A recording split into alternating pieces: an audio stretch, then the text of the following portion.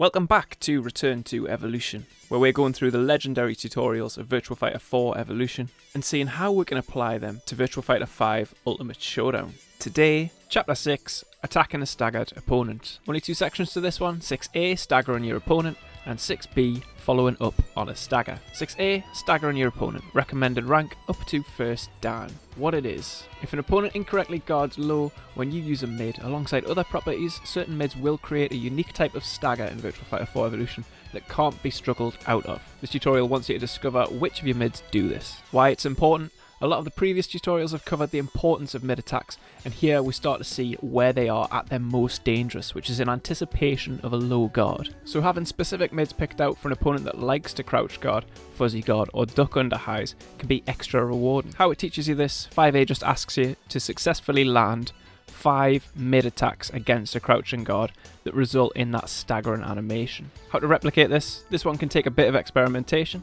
This particular stagger animation and its properties no longer exist in Virtua Fighter 5 Ultimate Showdown. If you see a mini stagger animation like this in the later versions of Virtua Fighter 5, it's more likely a counter hit that's catching a backdash. There are still certain mids, however, such as elbow attacks, that will behave differently when they break a crouching guard.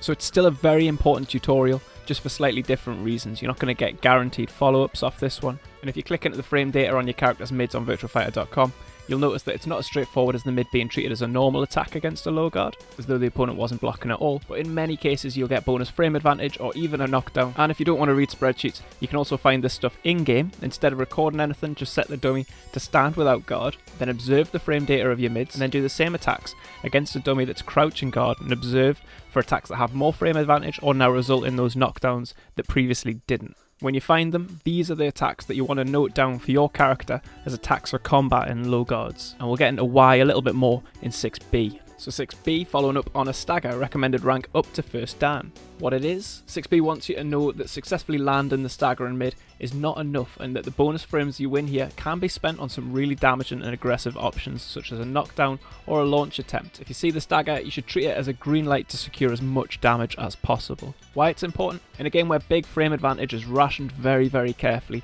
even the best reads and reactions can only result in the opportunity of putting the opponent into a little bit of a guessing situation. Missing out on all the frame advantage and damage that comes with getting an opportunity like landing a mid against a crouching opponent is as bad in some ways as making a mistake and taking damage on your own. Make sure you leave nothing on the table if you land this kind of attack.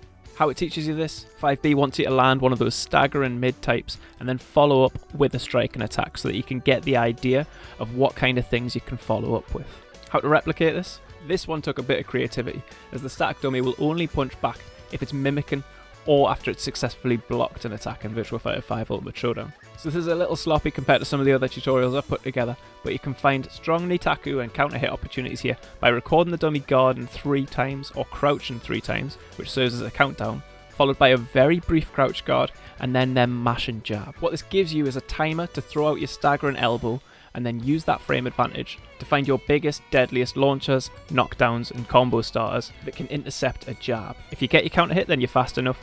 If you get jabbed, you need to pick something faster to follow up with, or perhaps work on your timing. But what you're doing here is throwing out that staggering type mid on the crouch guard after the 3 count, and then following up with your follow-up before they intercept you with a jab. So a short but more experimental one this week. In the spirit of the Virtua Fighter 4 Evolution tutorials, this is the kind of one where you really do need to go into the lab yourself and figure some of this stuff out. But hopefully what I've shown here will help you on your way.